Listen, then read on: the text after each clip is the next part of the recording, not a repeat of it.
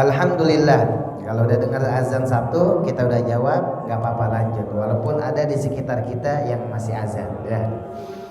Yang pertama tadi dikatakan Siti Aisyah radhiyallahu an melihat Nabi sholat sunnah malam, ya witir, itu beliau mengerjakan berdiri dan melihat beliau mengerjakan duduk. Dan ketika beliau mengerjakan duduk, beliau apa? Seperti rukunya orang berdiri. Sujud seperti sujudnya orang sholat berdiri. Nah, makanya sebagian dari ini dikatakan boleh kita sholat sunnah duduk, ketika ruku ya menundukkan sedikit daripada kepala dan apa ini namanya bahu ya. Iya.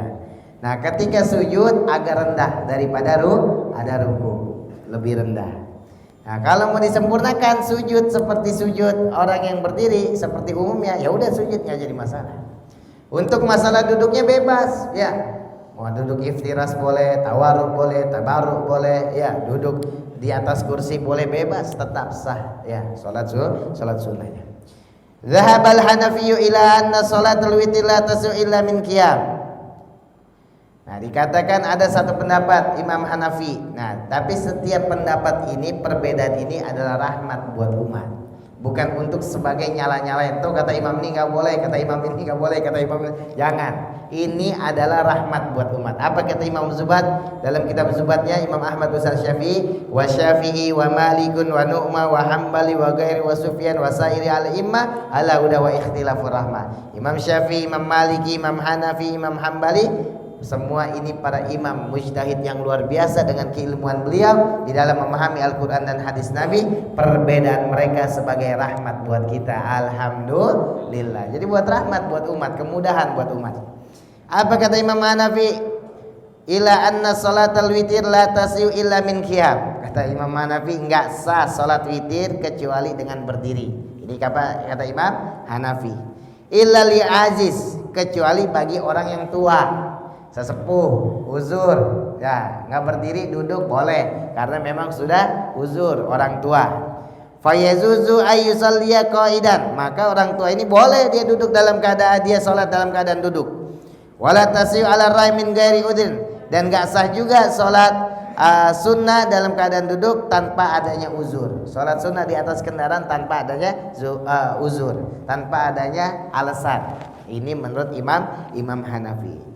Tapi menurut yang lain wadhahabal jumhur fuqaha, dan berpendapat banyak jumhur fuqaha. Ya, jadi sepakat nih jumhur fuqaha, ya kesepakatan ulama-ulama fikih, al-malikiyatu yang pertama Imam Malik, wasyafiyatu dan Imam Syafi'i, wal hanabilatu dan Imam Hambali, ila annahu sesungguhnya tazuzu lil qaidi ayyusalliya, boleh salat duduk, ya boleh orang mengerjakan salat dalam keadaan duduk.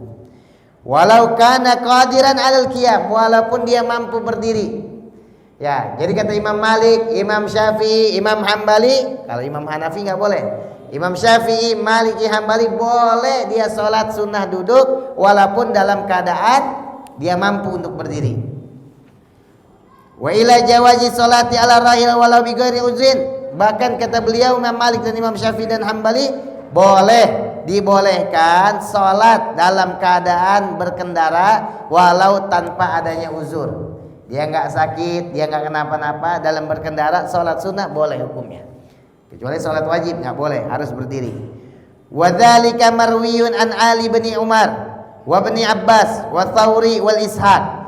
Dan itu pun ada satu riwayat yang meriwayatkan an Ali dari Sayyidina Ali, wa an bin Umar, Sayyidina Abdullah bin Umar, wa ibni Abbas, Sayyidina Abdullah bin Abbas, wa Tsauri dan Imam Tsauri, wal Ishaq dan Imam Ishaq radhiyallahu anhum, semoga Allah meridainya mereka semua. Galu, mereka berpendapat para sahabat, li annaha sunnatun, maka karena apa dibolehkan duduk? Karena itu adalah salat sunnah.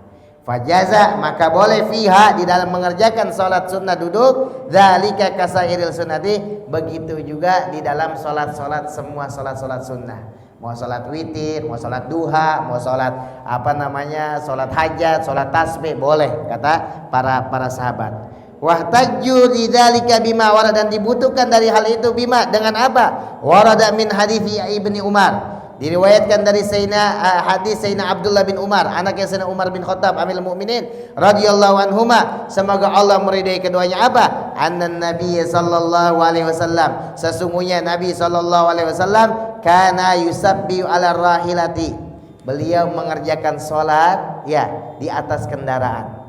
Qibla ay wajhin tawajjah, beliau menghadap kiblat di mana kendaraan itu menghadap. Jadi nggak mesti menghadap ke arah kiblat ya. Ada yang berpendapat ulama di awal aja kita pakai kompas, kita tahu arah kiblat kemana, di awal kita menghadap kiblat.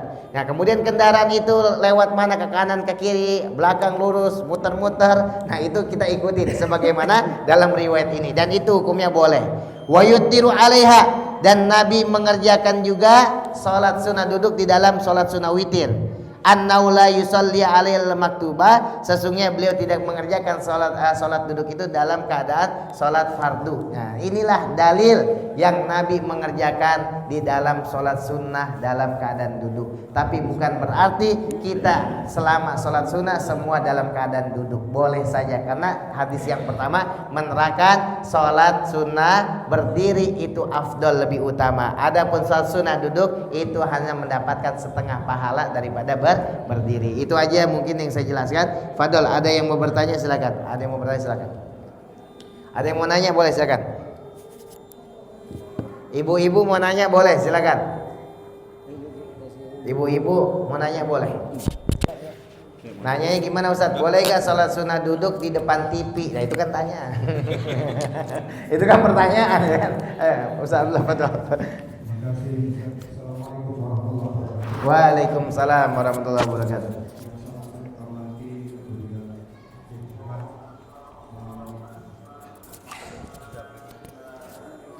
Terima kasih. Ada juga yang melaksanakan satu kegiatan sunnah Nabi, yaitu biasanya habis sholat kita membaca istighfar, kemudian la ilaha illallah wa la syarikalah, seperti itu biasanya. Tapi itu biasanya istilah orang sekarang linear, ya. Linear itu artinya udah nyaman seperti itu gitu. Tapi ada orang yang berpandangan yang istilah sekarang disebut out of the box, keluar dari zona nyaman itu gitu. Sebenarnya bukan nyaman, bukan yang gak nyaman, tapi ada menimbulkan hal-hal yang barangkali tadi wah ini aliran apa lagi segala macam. Yaitu dimana ketika kita istighfar langsung membaca kalimat tahlil, yaitu la ilaha illallah. Dengan ketiga kali dibacanya dengan sentak dengan nada supaya semangat dan langsung masuk ke ubun-ubun, ke hati dan seluruh badan. Dengan niat masing-masing. Karena godaan setan iblis kadang-kadang lebih kuat magnetnya ketimbang ya, kecuali orang sudah yang bebas daripada, memang sudah terbiasa ya, terbiasa dawam sehingga dia sudah bahasa Betawi udah gapa, sudah mendalam. Nah, terus seperti yang biasa kita lakukan, nah sekarang muncul biasanya kalimat la ilaha itu ucapkan setelah kita subhanallah, alhamdulillah, wallahu akbar. Kalimatnya yang terakhir la ilaha illallah. Nah, sekarang kita ada alasan yang menyampaikan afdhalu zikri fa'lam annahu la ilaha illallah. Kalimat itu sebenarnya adalah isim tabdil, keutamaan. Tabdil paling utama. Paling utama. La ilaha illallah ya. Nah, bagaimana kalau itu ucapkan kalimat Allah setelah istighfar 3 kali, langsung setelah itu baru kita zikir biasa yang kita dawamkan. Terima kasih atas jawaban. Assalamualaikum warahmatullahi wabarakatuh. Barakallahu fikum. Ditanyakan bagaimana ada seseorang membaca zikir astagfirullah 3 kali, kemudian la ilaha illallah atau langsung la ilaha illallah selesai sholat.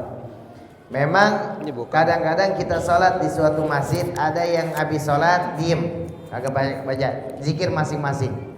Ada yang habis sholat langsung al-fatihah, langsung fatihah aja, kagak istighfar, kagak la ilaha illallah. Gimana itu? Intinya selesai sholat itu kita zikir mengingat Allah.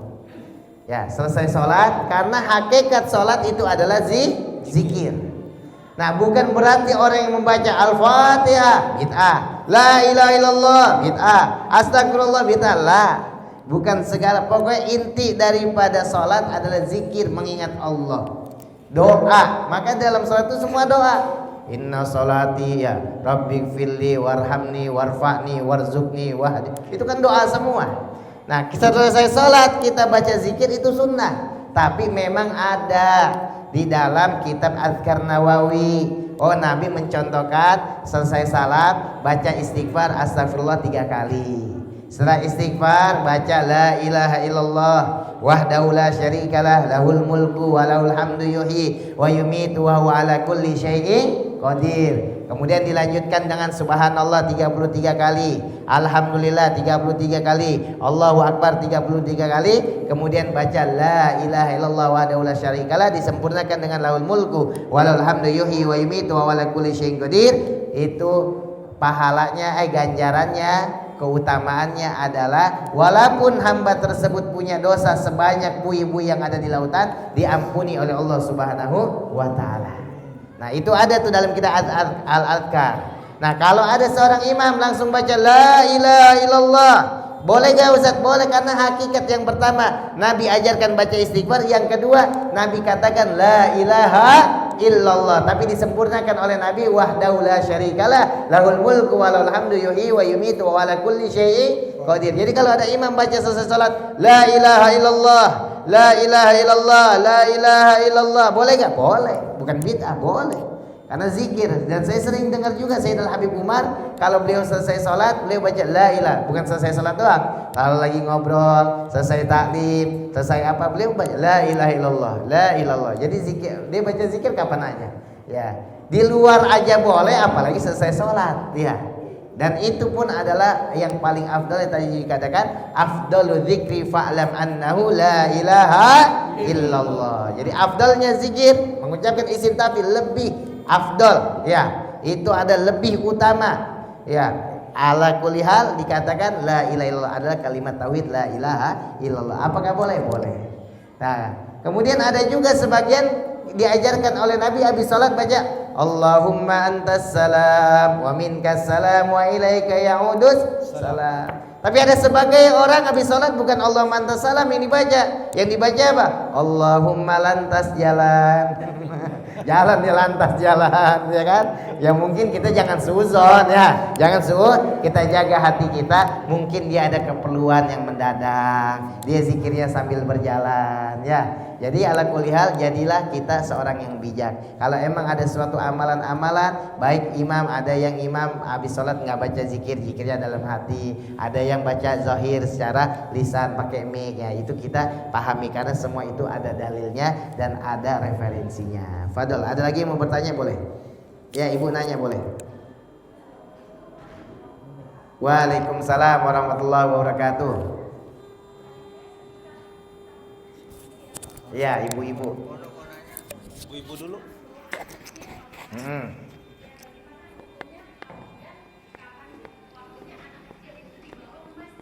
Ya.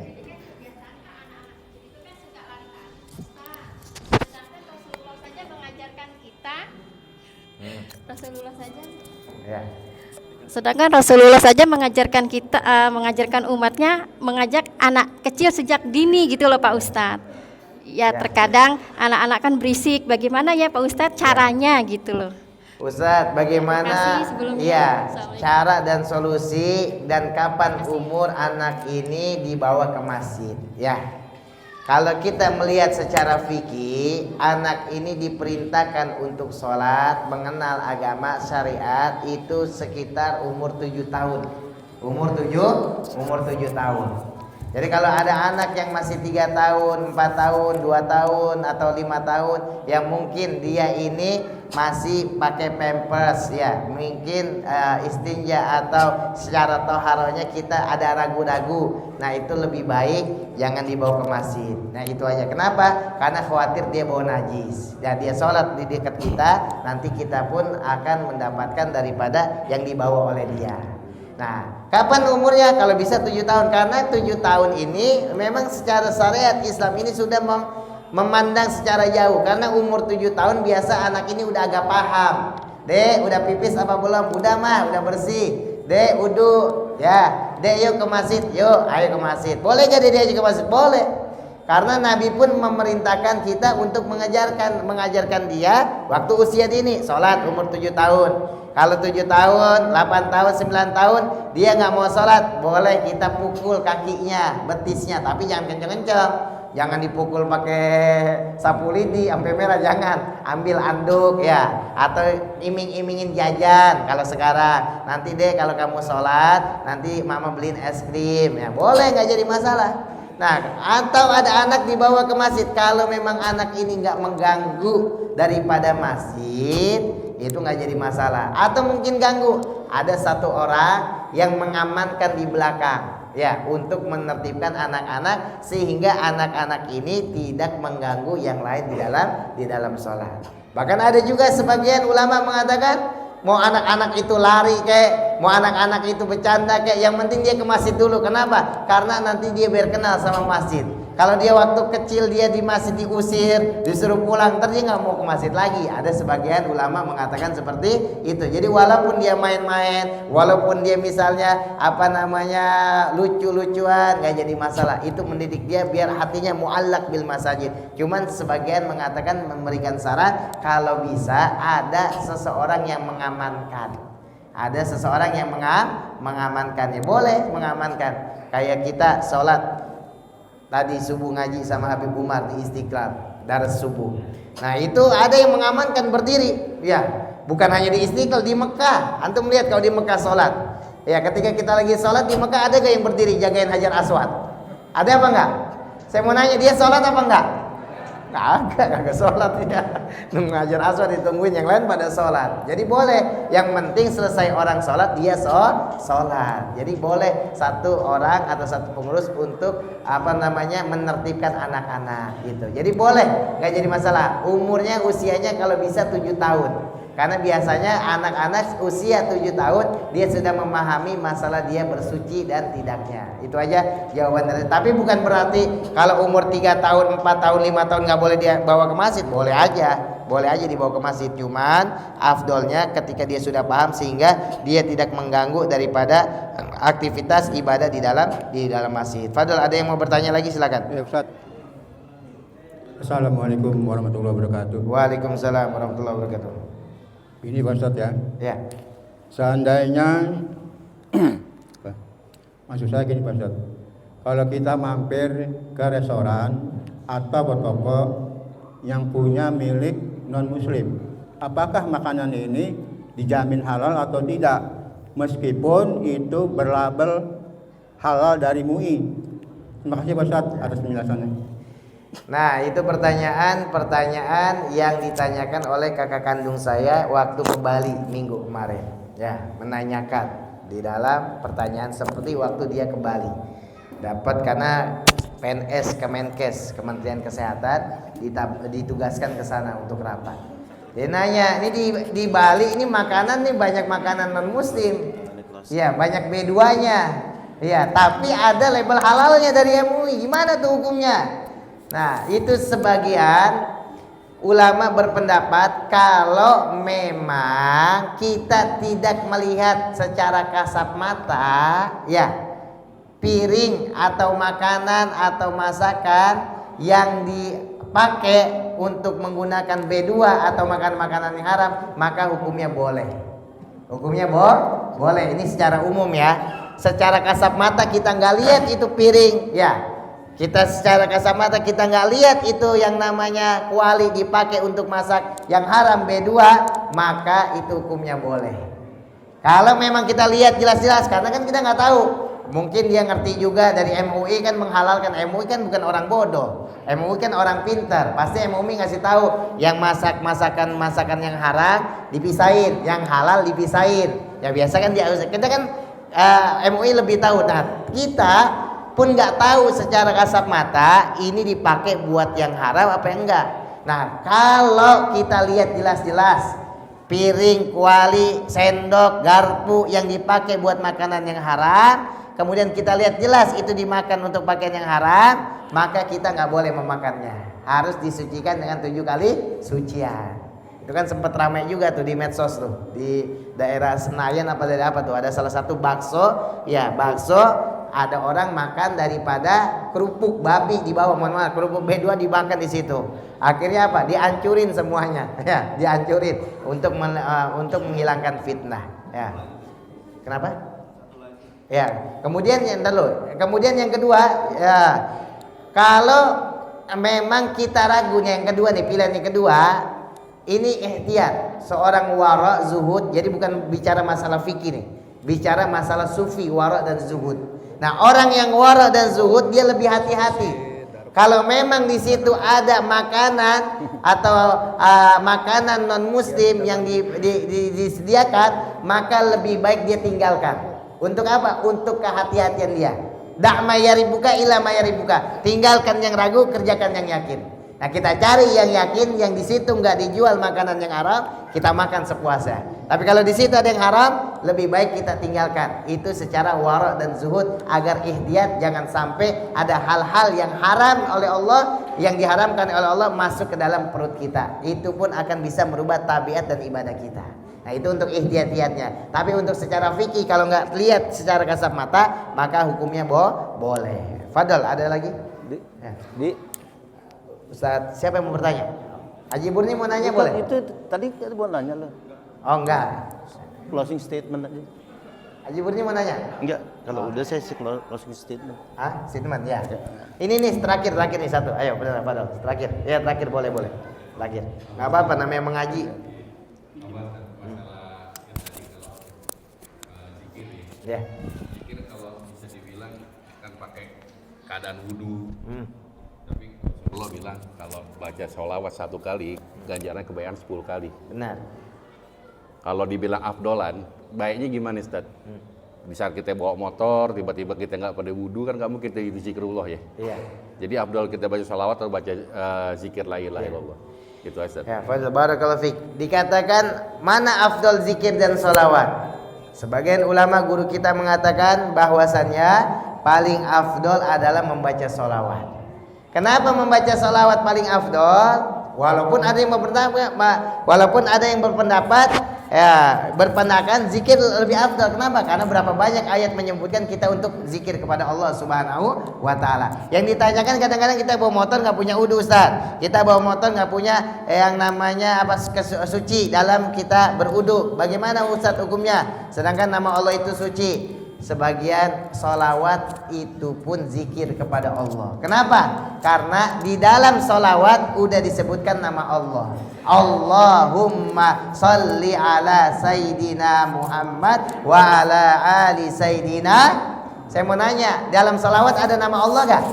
Nah, berarti ketika kita zikir itu artinya mengingat. Nah, ketika disebutkan nama Allah, kita sudah ingat kepada Allah. Maka dikatakan, man shalla alaihi salatan sallallahu biha asra. Orang baca salat 1, Allah kasih 10 rahmat. Wa man shalla alaihi asra sallallahu biha mi'ah. Orang baca 10 dikasih 100. Wa man shalla alaihi biha mi'ah sallallahu biha alfan. Dan barang siapa yang membaca 100, Allah kasih 1000 rahmatnya. Wa man shalla alaihi alfan. Dan barang siapa yang membaca 1000 salawat kepada Rasulullah, maka tidak akan jasadnya disentuh oleh api neraka. Lam yamut hatta yubashar bil jannah, dan tidaklah dia mati kecuali dikabarkan menjadi ahli surga. Amin ya rabbal alamin. Maka perbanyak salawat kepada Nabi Muhammad, udah termasuk bagian daripada zikir.